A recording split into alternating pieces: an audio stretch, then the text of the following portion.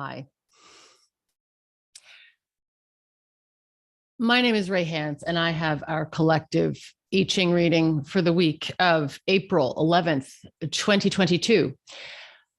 I just want to say that to get an I Ching reading, I throw 3 coins 6 times. And there are 64 hexagrams in the I Ching. And this week, again, we have hexagram 1, penetration.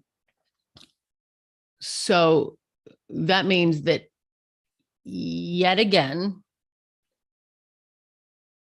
the coins have turned up the same in all for all 6 throws again this week. Now, this is mathematically unlikely, but totally in keeping with the ecology of the moment in the Northern Hemisphere. We are still in the full penetration of spring, in this full yang, where light is penetrating the loam and new life is rising up again out of the earth. I feel like I've read this section so many times in the past few weeks as we've come into spring. So I'm just going to read a little bit of it again for us. This is just that pure yang. This is just that masculine pole. This is that penetrating light. This is the penetration which requires no object. This is just penetration as a force of nature. Illumination, animation, inspiration, penetrate the womb of the world and be subsumed by the holy throb. Penetration animates and arouses. The high pressure pole invites the low, the prerequisite for thunder and for growth. Light seeds form and forms emerge in accordance with causes and conditions. What do you need, baby? Particle or wave? Yang provides. This is the masculine pole, not in personal gender terms. And that's really important. This is not about man. This is about masculine. This is about that penetrating energy as opposed to the yin permeating energy. This is sun as opposed to moon, even though they're not really opposed. They're twin poles from which a system emerges. This is the masculine pole, not in personal gender terms, but as a generative, penetrative force of nature. This pole, when fully embodied, is powerfully responsive to the next right thing, capable of containing and directing himself and others toward flourishing. Now, there's no bright flourishing without dark nourishing. And as we come out of the dark yin nourishment of winter, where we turn inward, it is time to turn outward again. But the insight and self-compassion that we gain from that inward turn, that we sometimes villainize, like this whole idea of the seasonal affective disorder, that we don't like the darkness of winter and that inward turn, that we fear it. We fear being engulfed by the death-dealing constriction of winter, instead of surrendering to its coziness and the insight into who we really are, that inward turn provides, and that there is no substitute for that inward turn in understanding who we really are. So now we can emerge as who we are. So we get that sense in winter. We begin to clarify whether we're an iris, a peony, a tulip, an oak tree, and we get to emerge as that. And I'm seeing a lot in clients and people that I'm doing I Ching readings for on the podcast, and just like people who come in and get personal readings. And if you do want a personal reading, come to my website, reihance.com, reihance.com. You can book on the Oracle of Emergence page, or you can listen to the podcast to other people's readings. It's the Fuck Suffering with Rei Hance podcast, available in all of your podcast places.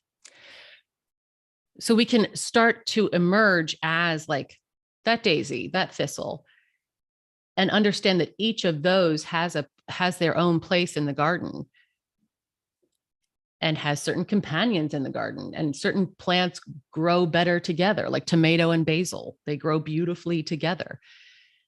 And we can start, as we emerge, to find who our companions are, our proper companions. And the more we let go, the more we stop grabbing at what doesn't belong to us and squandering our life force energy by grabbing to what does not belong to us, we begin to find what does belong to us. And as we emerge, as we really are, that transmission, when we trust it, is magnetic.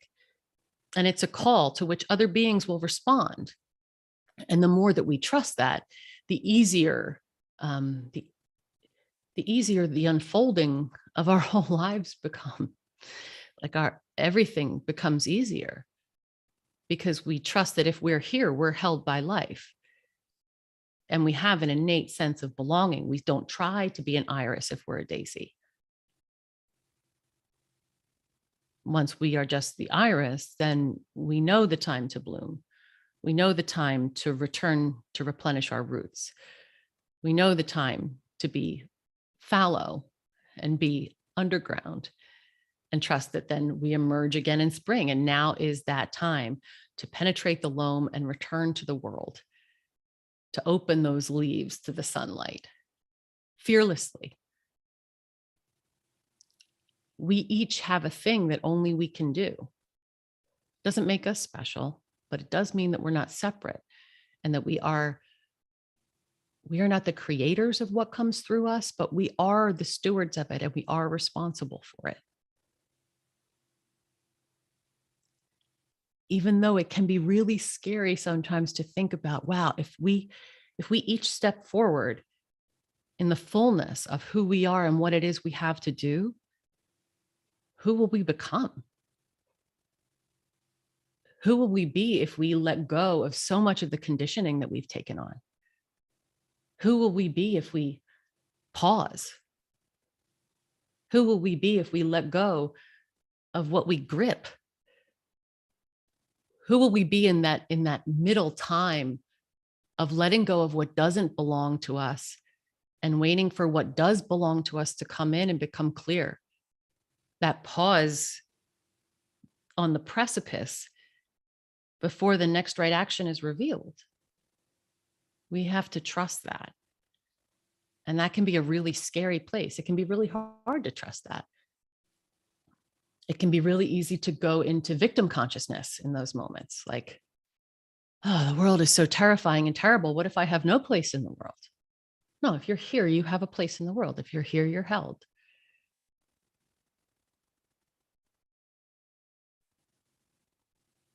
And that can be hard to believe at times.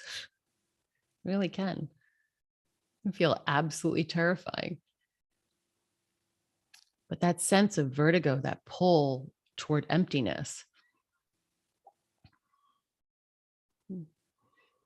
taking the leap into that chasm in total trust, can be absolutely terrifying. But there's no substitute for it. There's no way around it. You don't really get to go down to the bottom on a burrow most of the time. Sometimes maybe.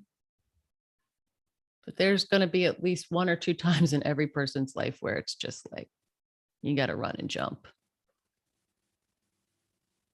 Be the sacred fool. Throw yourself off that cliff. See what happens.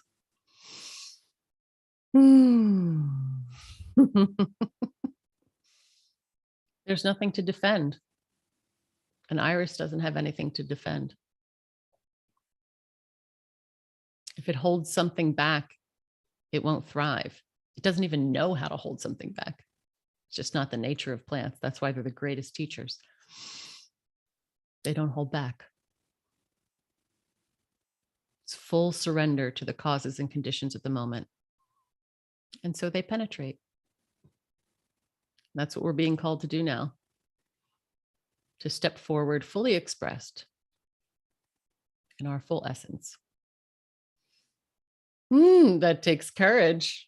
But boy, It's pretty relaxing once you realize that you are not the host, you are the guest at this magnificent surprise party. I don't know who threw it, but I sure am happy to be here. And I'm happy to bring whatever small, simple offering that I can muster. And usually that offering is my whole self. I'll see you on Friday for the weekend reading. Hopefully, hopefully we'll get a little variety. Last weekend we had threshold and toddler. So I hope you stepped up to the next level of the game and then are prepared to actually emerge from that new level this week with hexagram 1 penetration. Bye. Don't forget to come to the website if you would like a personal reading. Don't forget to listen to the podcast. Or if you want pocket coaching, which I do via WhatsApp, that is also on the website, as is my fuck suffering groups and one-on-one intensives. I really have quite a lot on offer these days because I love my job.